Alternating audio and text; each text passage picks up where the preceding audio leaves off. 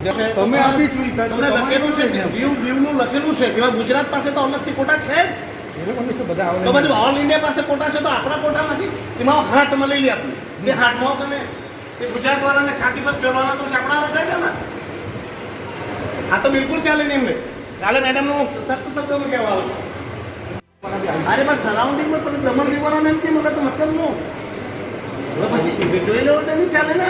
ચાલે પણ માણસ નહીં હોય તો તમે બહારનો નામ. આ તો એવું થઈ ગયું ને. ફોટો કોનો છે? દમણ દીવનો છે. ફોટો એમ લખ્યો છે ઓલ ઇન્ડિયાનો.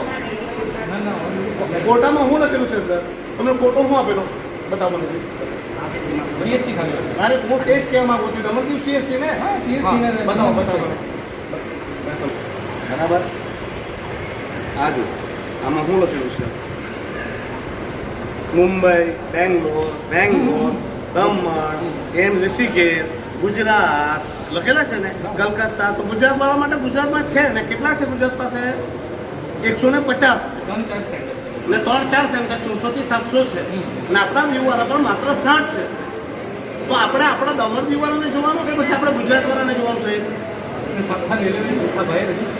રજીસ્ટ્રેશન નહીં કરવાનું. પહેલા દમણ દીવ વાળાને આપો. જો બચી જાય તો આપો નહીં. તમને કેટલી વાર કહેવાનું મારે ટાઈમ સમજ નહીં પડે. કોઈ બી બે આવે છે ને તો સાહેબ નહીં કરવાનું નહીં.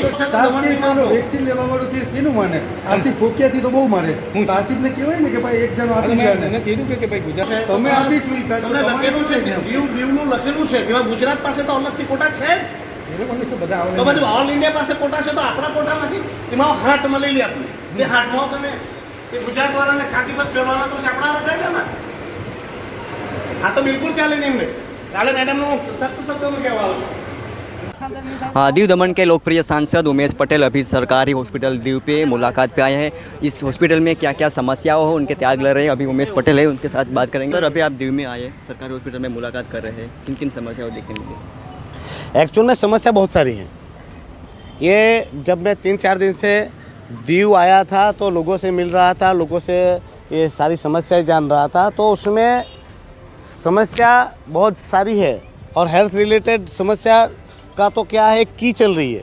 जैसे यहाँ दमन में और दीव में जो बर्थ है और वो बर्थ के हिसाब से लंदन के और वगैरह के कागजात होते हैं।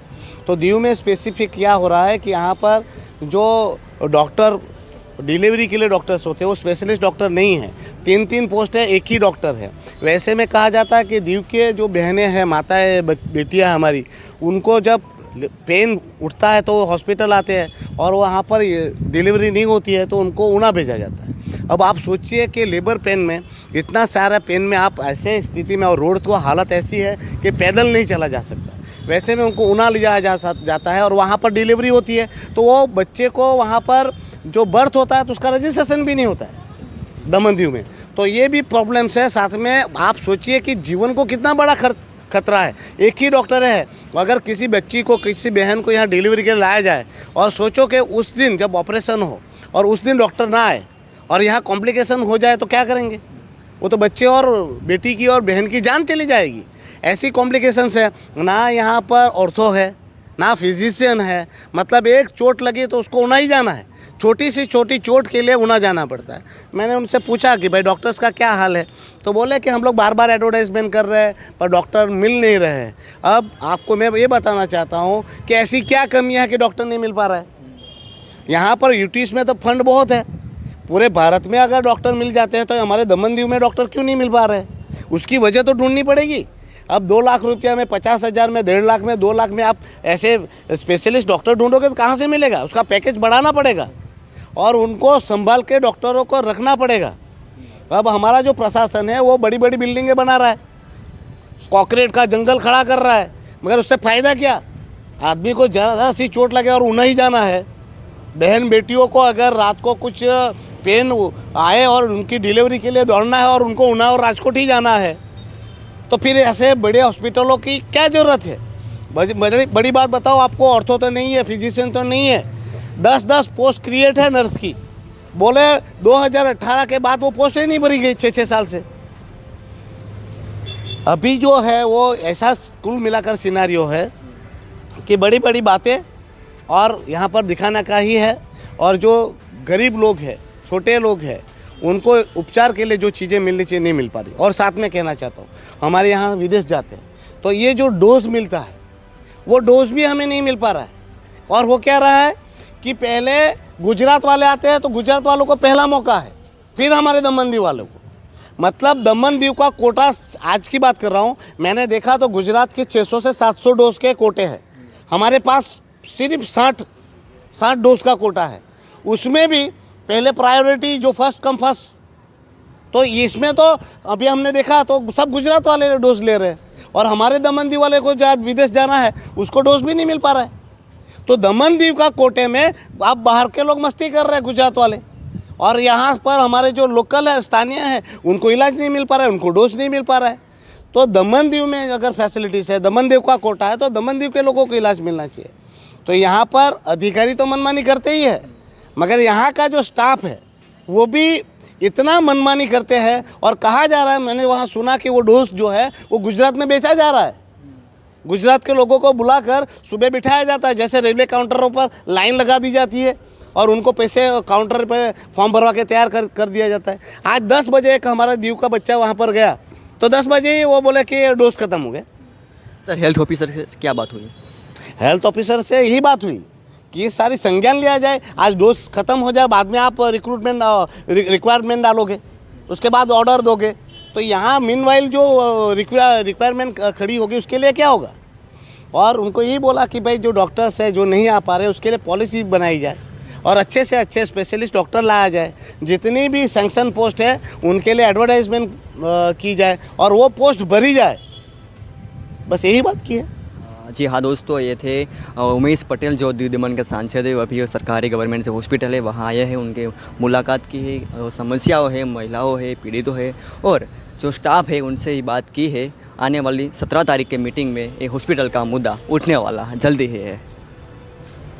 अपने शुरू कर रहे हैं, ऑलमोस्ट 15 दिन वाले शुरू कर रहे हैं सर। आपसे रिक्वेस्ट है कोई अगर जाने को किसी तो मैंने भेज दीजिए। मेरे पास आते कोई आता है इंटरव्यू नहीं आता, मगर उसके लिए कोई कारण तो होगा ना स्पेसिफिक कि नहीं आ रहा है, इसकी वजह क्या है। पूरे इंडिया में लोग काम कर रहे हैं, हमारे क्या यहाँ तो नहीं काम कर रहा है। 2 लाख का पैकेज दे दें।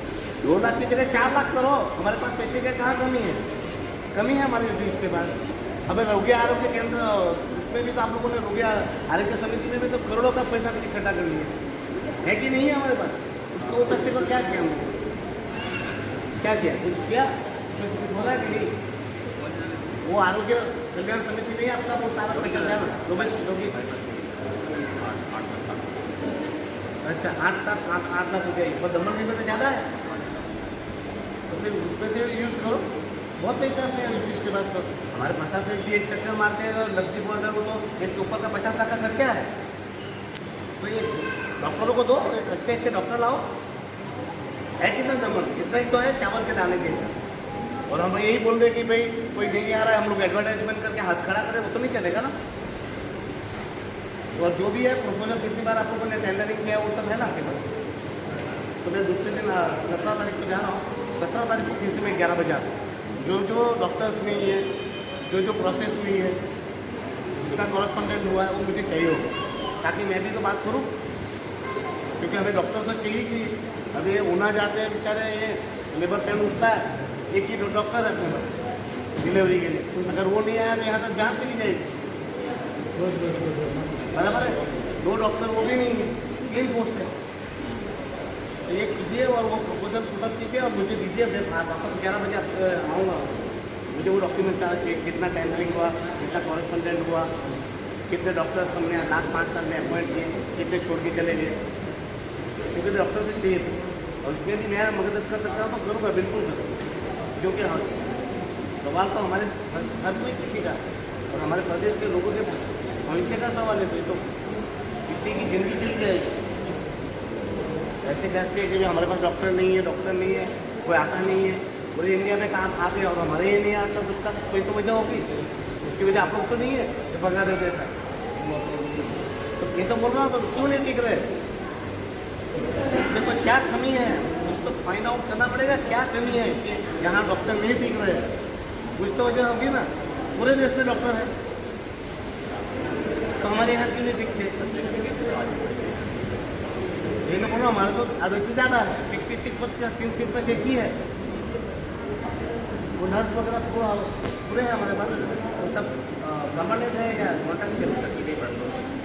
कॉन्ट्रैक्ट चल सकते हैं, टोटल कॉन्ट्रैक्ट बताइए। कॉन्ट्रैक्ट चल सकते हैं तो अपना पर नर्स के भी कॉन्ट्रैक्ट चल रहा है।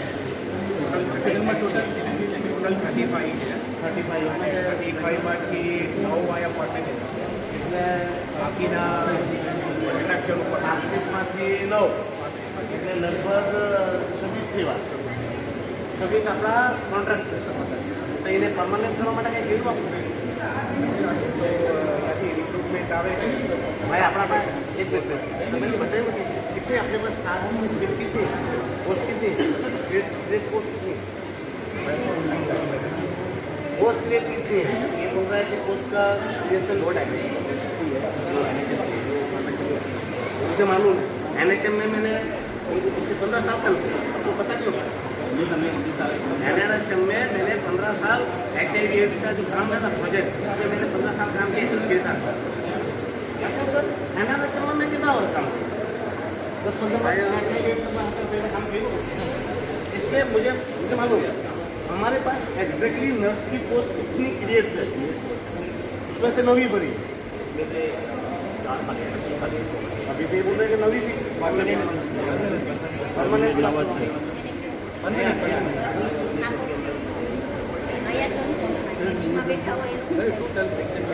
सैंक्शन पोस्ट कितनी है? 19 पोस्ट है।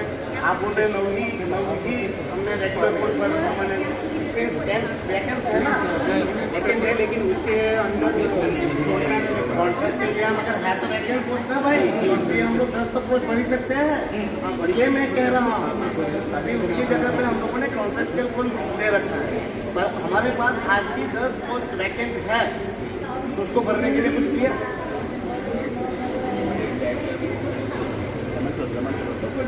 मगर आप यहाँ से भेजेंगे नहीं तो कहाँ से प्रपोजल ही नहीं करेंगे तो भर्ती कहाँ से होगी? लास्ट कब से खाली 2018 में खड़ी हुई थी, उसके बाद खाली मतलब 6 साल हो गया। आप कब से आए हैं?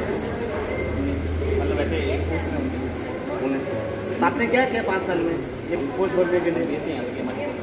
वो भी होगा ना कितनी बार वो मिल जाओ।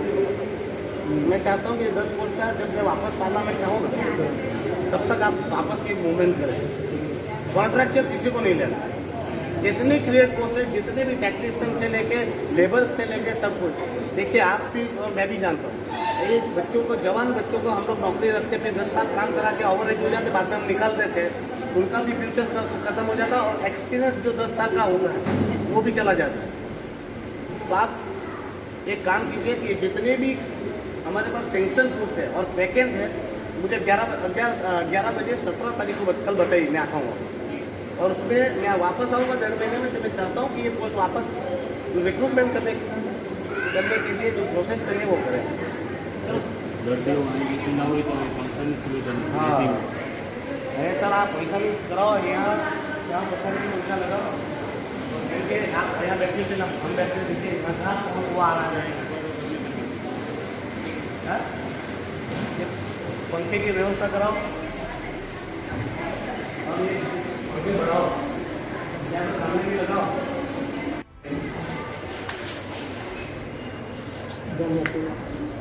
बड़ी दवा मिली है, बड़ी मिली है सर, बड़ी दवा है हमारा पास अवेलेबल है। बड़ी दवा कई दवा नहीं हमारा पास है, बड़ी से दवा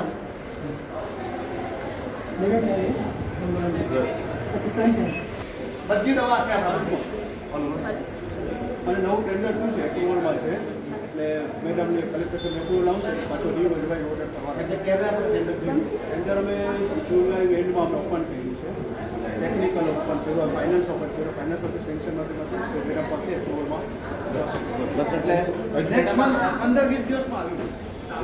જેટલું દવા જેવી છે બધી દવા